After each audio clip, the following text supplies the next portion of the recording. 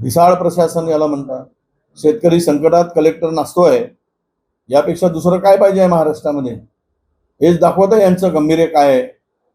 मंत्री किती जाऊन बांधावर नाचले, दिखावापणा केला, पण प्रशासन ज्या पद्धतीनं वागत आहे यावरून हे स्पष्ट होते आहे की या शेतकऱ्याच्या एवढ्या मोठ्या संकटाचं गांभीर्य ना सरकारला आहे ना प्रशासनाला आहे.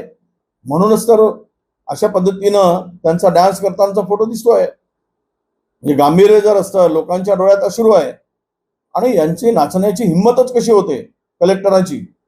त्या कलेक्टरावर शिस्तभंगाची कारवाई केली पाहिजे. तिकडे बांधावर फिरायला पाहिजे, तिकडे बसून लोकांची कामं करायला पाहिजे. डोळ्यात अश्रू असलेल्या शेतकऱ्यांना धीर देण्याची आवश्यकता आहे.